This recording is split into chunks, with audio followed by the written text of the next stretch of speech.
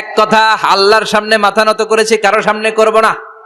ফেরাউন অর্ডার দিল, এই মহিলার দুধের বাচ্চাটারে টান দিয়ে আন, টকবক তেলের মধ্যে, কড়াইয়ের মধ্যে গরম তেলের মধ্যে ছেড়ে দে। মায়ের চোখের সামনে দুধের বাচ্চাকে গরম তেলের মধ্যে ছাড়ে। হিসাবটা কি সহজ নাকি? কথা বলেন। চিৎকার দিয়ে মা কেঁদে ওঠে, ছেড়ে দাও। ফেরাউনের নির্দয় অন্তরে দয়া হয় না। দুধের বাচ্চাটারে তেলের মধ্যে ছেড়ে দেওয়ার পরে মুহূর্তের মধ্যে ছেলেটা রোস্ট হয়ে যায়।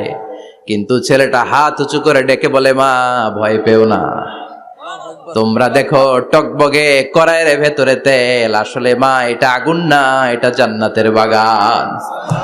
ও মা, ফেরাউনের দিকে তাকাস না রে মা, আমার মতো দৌড় দিয়ে তেলের মধ্যে ঝাঁপ দে। আল্লাহু আকবার। ফেরাউনের অর্থমন্ত্রীর বউয়ের ঈমান দ্বিগুণ হয়ে যায়, 3 গুণ হয়ে যায়। সে বলে, ফেরাউন গোটা পৃথিবীটারে এক পাশে করতে পারবি, কিন্তু আমার মাথাটা তোর পায়ের সামনে নোয়াতে পারবি? ফেরাউনের অর্থমন্ত্রীর ওই স্ত্রীকে বাচ্চার পরে ওই তেলের মধ্যে ঢেলে দেওয়া হলো। ওই মহিলাটাও রোস্ট হয়ে যায়। বাকি রইল ফেরাউনের বউ আসিয়া। কি নাম? আসিয়া কিন্তু দৃশ্যটা দেখেছে, চাক্ষুষ মৃত্যু দেখেছে দুইজনের।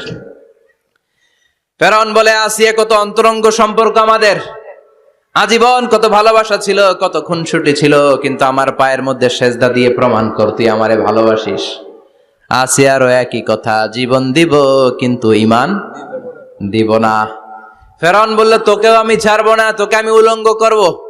হাজার হাজার মানুষের সামনে আসিয়ার কাপড় টেনে নেওয়া হলো, তক্তার মধ্যে শুইয়ে তক্তার মধ্যে হাতে পায়ে পেরেক মারা হলো।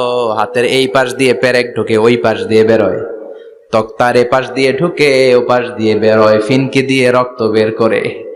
আসিয়া সহ্য করতে না পেরে ডেকে বলে, আল্লাহ, ফেরাউন থেকে তুমি আমারে বাঁচাও।